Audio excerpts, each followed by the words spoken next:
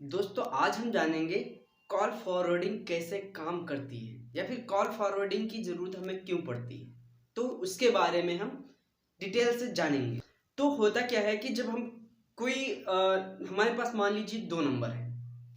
इधर देखिए, मान लीजिए हमारे पास में दो फ़ोन हैं, ठीक है। अब हमारे इस पर भी सिम है, इस पर भी सिम है। होता क्या है कि हम जब कहीं जाते हैं बाहर तो एक फ़ोन ही ले जा पाते हैं, एक फ़ोन घर पे रखा रहता है। हम चाहते हैं कि इस वाले सिम की जो कॉल्स हैं वो इसी फ़ोन पर आएँ। तब होता क्या है कि हमें सेटिंग में जाकर इस वाले फ़ोन की सेटिंग में जाकर वहाँ पर ऑप्शन होता है कॉल डाइवर्ट, इसको जो है कॉल डाइवर्ट बोला जाता है। जब हम यहाँ पर जाते हैं तो कॉल फॉरवर्डिंग का ऑप्शन मिल जाता है, ऑल वॉइस मेल का। जब वॉइस मेल का कॉल फॉरवर्डिंग का ऑप्शन आता है तो उस पे नंबर माँगता है, भैया इस नंबर की कॉल जो है किस नंबर पे आपको चाहिए।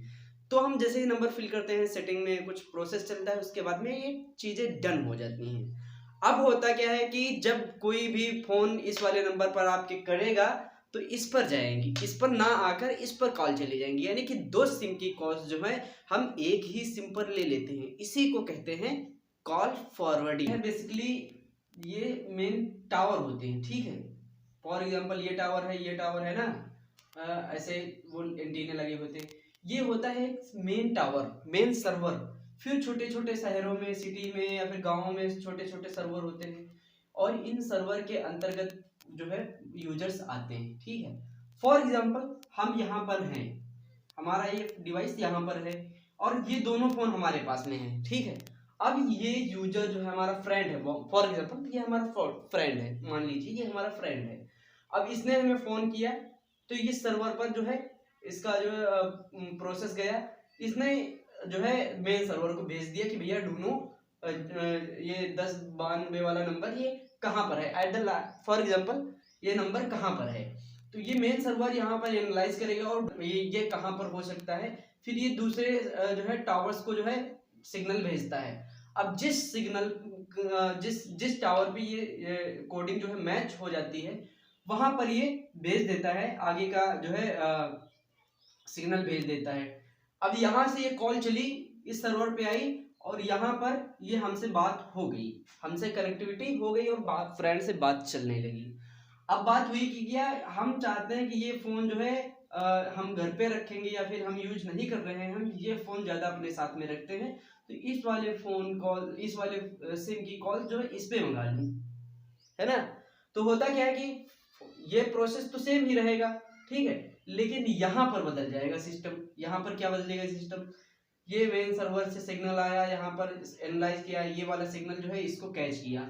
अभी इसने पता लगा लिया यहाँ पे फोन है, लेकिन यहाँ से सेटिंग पे लगा रखा है हमने कि नहीं हमें इस वाले सिम पर जो कॉल लेनी ही नहीं।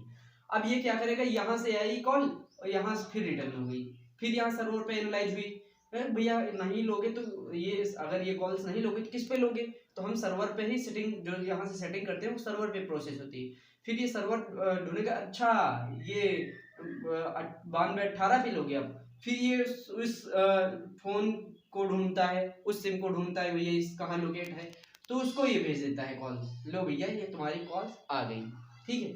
अब यहाँ पर होता क्या है कि ये अभी क्या हो रही थी, जब ये कॉल फॉरवर्डिंग नहीं थी तो यहाँ पर एक ही कॉल बन रही थी, यहाँ से आई यहाँ पे डायरेक्ट हो गई।